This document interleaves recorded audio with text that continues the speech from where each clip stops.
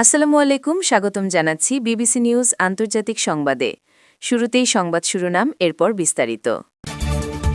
তুরস্ক অত্যন্ত গুরুত্বপূর্ণ অংশীদার, কানাডার প্রধানমন্ত্রী। সিকিমে 4.5 ঘণ্টায় 13টি ভূমিকম্প। পাঞ্জাবে আম আদমি পার্টির নেতাকে গুলি করে হত্যা। পূর্ব প্রশান্ত মহাসাগরে যুক্তরাষ্ট্রের নতুন হামলায় নিহত 2। দর্শক, এতক্ষণ শুনছিলেন সংবাদ শিরোনাম। এখন বিস্তারিত। আপনি যদি ইসরায়েলের ধ্বংস চান এবং মুসলিমদের পাশে থাকেন, তাহলে ভিডিওতে লাইক করে চ্যানেলটি অবশ্যই সাবস্ক্রাইব করে দিবেন এবং আপনার মূল্যবান মতামত অবশ্যই কমেন্টে লিখে জানিয়ে দিবেন। এখন বিস্তারিত। তুরস্ক অত্যন্ত গুরুত্বপূর্ণ অংশীদার, কানাডার প্রধানমন্ত্রী। কানাডার প্রধানমন্ত্রী মার্ক কার্নি বলেছেন, অটোয়ার জন্য ইস্তাম্বুল একটি অত্যন্ত গুরুত্বপূর্ণ মিত্রদেশ। সেই সঙ্গে বাণিজ্য ও শিল্প খাতে দুই দেশের সম্পর্ক আরও জোরদার করার বড় সম্ভাবনা রয়েছে বলেও জানান তিনি। বৃহস্পতিবার 5 ফেব্রুয়ারি ভন শহরে এক সংবাদ সম্মেলনে সাংবাদিকদের কার্নি বলেন, আমি কয়েকটি বিষয়ে আবারও জোর দিয়ে বলতে চাই। এর একটি হল, ন্যাটোতে তুরস্ক কানাডার একটি গুরুত্বপূর্ণ অংশীদার। বিশ্বের একটি খুবই গুরুত্বপূর্ণ এবং অনেক সময় চ্যালেঞ্জিং অঞ্চলে তারা বড় ভূমিকা রাখছে। অর্থনৈতিক সহযোগিতার প্রসঙ্গে তিনি বলেন, এছাড়া এখানে বিশাল সম্ভাবনা রয়েছে। তুরস্কের সঙ্গে আমাদের বাণিজ্যিক সম্পর্ক আরও গভীর করার অনেক সুযোগ আছে। তিনি জানান, গত বছরের সেপ্টেম্বর নিউ ইয়র্কে জাতিসংঘ সাধারণ পরিষদের অধিবেশনে তুরস্কের প্রেসিডেন্ট রিসেপ তাইয়েব এরদোগানের সঙ্গে এ বিষয়ে আলোচনা শুরু হয়েছিল এবং তিনি তা আরও এগিয়ে নিতে চান। কার্নি আরও বলেন, প্রতিরক্ষা ও পারমাণবিক খাতেও দুই দেশের সহযোগিতা বাড়তে পারে এবং সম্পর্কের পরিসর আরও বিস্তৃত হবে। সিকিমে 4.5 ঘণ্টায় 13টি ভূমিকম্প। ভারতের সিকিমে মাত্র 4.5 ঘণ্টার ব্যবধানে 13 বার ভূমিকম্প অনুভূত হওয়ায় ব্যাপক আতঙ্ক ছড়িয়ে পড়েছে। ভারতের ন্যাশনাল সেন্টার ফর সিসমোলজির দেওয়া তথ্য অনুযায়ী বৃহস্পতিবার 5 ফেব্রুয়ারি দিবাগত রাত 1:30 নাগাদ সিকিমের গেলসিং এলাকায় মূল ভূমিকম্পটি আঘাত হানে। এর মাত্রা ছিল রিক্টার স্কেলে 4.5 এবং গভীরতা ছিল ভূপৃষ্ঠ থেকে প্রায় 10 কিলোমিটার।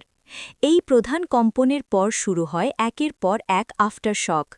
সিকিমের মঙ্গন এলাকায় 7টি, নামচিতে 4টি এবং গ্যাংটকে 3.1 মাত্রার একটি কম্পন রেকর্ড করা হয়েছে।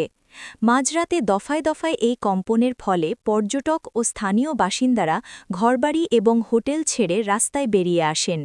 তবে এখন পর্যন্ত বড় ধরনের কোনো প্রাণহানি বা ক্ষয়ক্ষতির খবর পাওয়া যায়নি। পাঞ্জাবে আম আদমি পার্টির নেতাকে গুলি করে হত্যা। পাঞ্জাবের জলন্ধরে প্রকাশ্য দিবালোকে আম আদমি পার্টির আপ নেতা লাকি ওবেরয়কে গুলি করে হত্যা করা হয়েছে। শুক্রবার 6 জানুয়ারি সকালে জলন্ধরের মডেল টাউন এলাকার একটি গুরুদ্বারের সামনে এই চাঞ্চল্যকর হত্যাকাণ্ড ঘটে। প্রাথমিক তথ্য অনুযায়ী লাকি ওবেরয় যখন গুরুদ্বারের বাইরে নিজের গাড়ি পার্ক করছিলেন, ঠিক তখনই 2 চাকার যানে আসা অজ্ঞাত পরিচয় হামলাকারীরা তাকে লক্ষ্য করে এলোপাথারি গুলি চালায়। এতে তার শরীরে 5টি গুলি লাগে। গুরুতর জখম অবস্থায় তাকে দ্রুত একটি বেসরকারি হাসপাতালে নিয়ে যাওয়া হলেও চিকিৎসাধীন অবস্থায় তার মৃত্যু হয়। এই ঘটনার খবর পেয়ে পুলিশ দ্রুত ঘটনাস্থলে পৌঁছে তদন্ত শুরু করেছে। লাকি ওবেরয়ের স্ত্রী এর আগে আম আদমি পার্টির প্রার্থী হিসেবে পৌর নির্বাচনে প্রতিদ্বন্দ্বিতা করেছিলেন। এই হত্যাকাণ্ডের পর পাঞ্জাবের আইন শৃঙ্খলা পরিস্থিতি নিয়ে রাজ্য সরকার ও বিরোধী দলগুলোর মধ্যে তীব্র বিতর্ক শুরু হয়েছে। পূর্ব প্রশান্ত মহাসাগরে যুক্তরাষ্ট্রের নতুন হামলায় নিহত 2। পূর্ব প্রশান্ত মহাসাগরে একটি নৌযানে চালানো মার্কিন হামলায় কমপক্ষে 2 জন নিহত হয়েছেন। মার্কিন সেনাবাহিনীর বরাতে এক প্রতিবেদনে এই তথ্য জানিয়েছে লাতিন আমেরিকায় মার্কিন সামরিক কার্যক্রম তদারককারী সংস্থা ইউএস সাউদার্ন কমান্ড বা সাউথকম বৃহস্পতিবার 5 ফেব্রুয়ারি এক বিবৃতিতে জানায়, এই অভিযানে 2 জন মাদক সন্ত্রাসী নিহত হয়েছে। তবে জাহাজটি এবং নিহত 2 ব্যক্তি মাদক পাচারের সঙ্গে জড়িত ছিলেন এমন দাবির পক্ষে কোনো প্রমাণ উপস্থাপন করেনি সাউথকম। 2025 সালের সেপ্টেম্বর থেকে এখন পর্যন্ত প্রশান্ত মহাসাগর ও ক্যারিবীয় অঞ্চলে চালানো 34টি হামলায় অন্তত 126 জন নিহত হয়েছেন। এসব হামলাকে আন্তর্জাতিক আইনের লঙ্ঘন হিসেবে ব্যাপকভাবে নিন্দা জানানো হয়েছে। নজরদারি সংস্থা এয়ার ওয়ার্সের তথ্য অনুযায়ী 2026 সালে ট্রাম্প প্রশাসনের অধীনে এটি প্রথম হামলা বলে ধারণা করা হচ্ছে।